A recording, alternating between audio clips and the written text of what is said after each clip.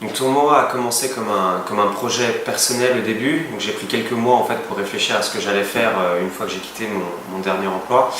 Et je suis tombé sur la problématique du changement climatique qui est si immense en fait qu'elle nous fait très peur au début.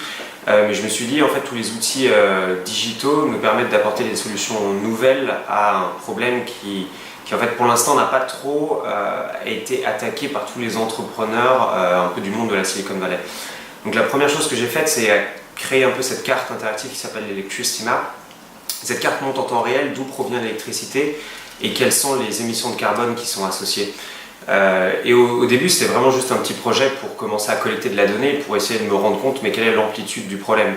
Et pour comprendre pourquoi est-ce que c'est intéressant de regarder l'électricité, il faut savoir que quasiment toute l'énergie dans le monde, en réalité, elle vient des carburants fossiles et que la solution que nous avons, c'est de tout électrifier. Donc on veut des voitures électriques, on veut du chauffage électrique, etc.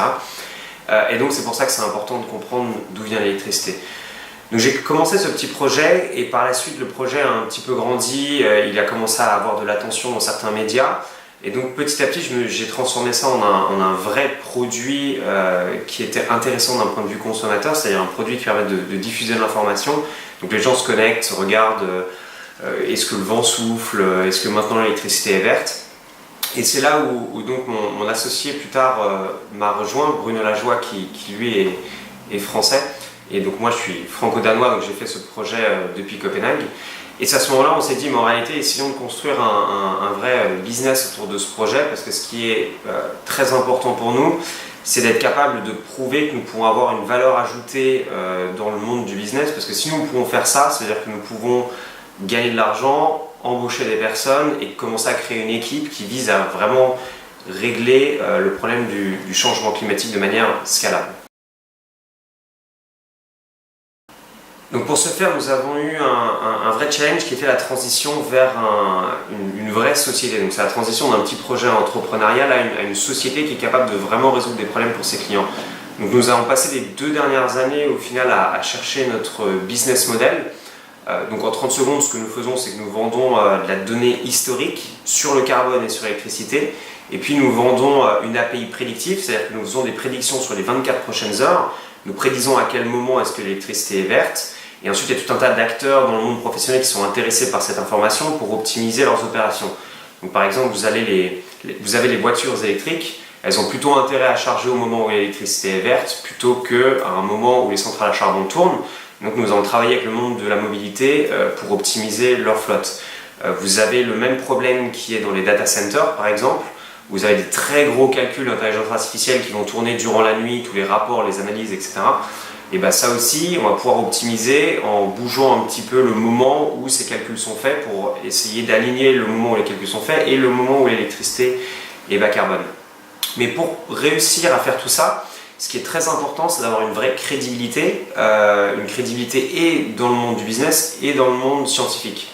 Donc du côté scientifique, nous avons été obligés de faire beaucoup de partenariats avec des universités, de publier des papiers, de faire des conférences, etc.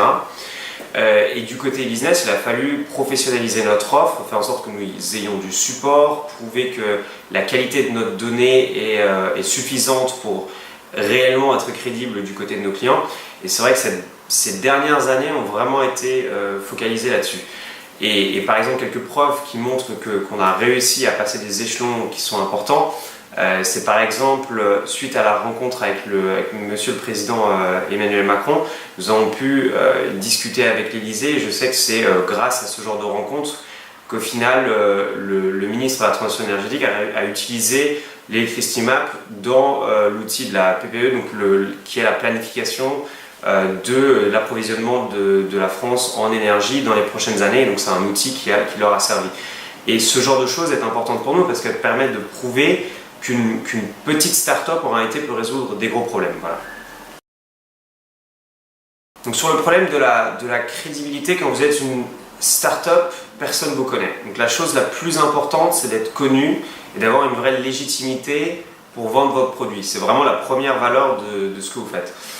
Et donc, recevoir le prix de la start-up franco-danoise de l'année était déjà un premier échelon, c'était notre première validation officielle qui montrait qu'on allait dans une bonne direction et qu'on était assez solide pour réussir à exécuter sur notre vision. Et par la suite, cela nous a permis de commencer à avoir les premiers gros contrats. Alors je ne peux pas tous les nommer ici, mais je peux nommer par exemple un de nos partenaires danois qui s'appelle Berry, avec qui nous travaillons et qui est fournisseur d'électricité. Donc normalement cette année vous allez pouvoir commencer à voir nos données utilisées directement dans un produit consommateur. Donc ça c'est la première chose. Et la deuxième chose, c'est que nous avons été financés par Climate Key, qui est une bourse européenne qui au final récompense et essaie de donner un petit coup de pouce aux entreprises européennes qui essayent de régler le problème du changement climatique.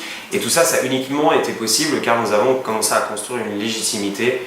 Et donc le prix nous a fortement aidé à ce niveau-là.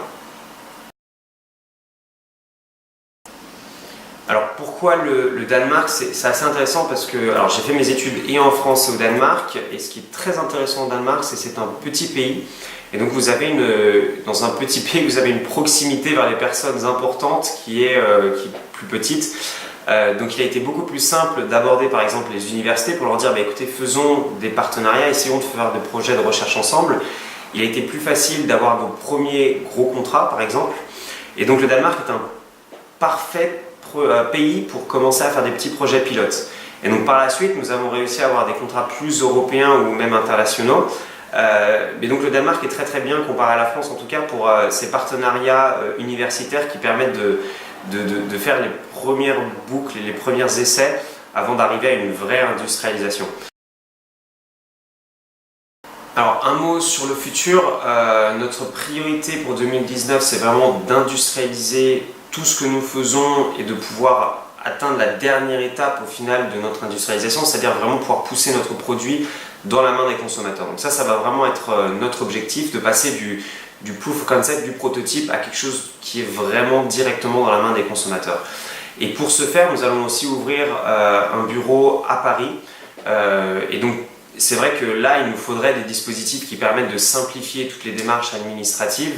Je sais qu'il y a des dispositifs French Tech par exemple qui peuvent nous aider. L'image de marque French Tech nous a été très utile jusqu'à présent pour justement encore une fois appuyer la crédibilité de notre entreprise dans le monde francophone. La prochaine étape maintenant c'est vraiment d'ouvrir un bureau concrètement en France pour être plus proche de nos clients français. Il y a une deuxième chose sur laquelle nous allons travailler, c'est des opérations de recherche qui vont permettre d'être encore plus proche du consommateur final. Nous travaillons sur un projet actuellement qui permettrait de faire votre bilan carbone personnel de manière complètement automatique. Donc pareil, cela verra sûrement le jour en 2019, ou en tout cas les premiers prototypes, et ce sont nos objectifs.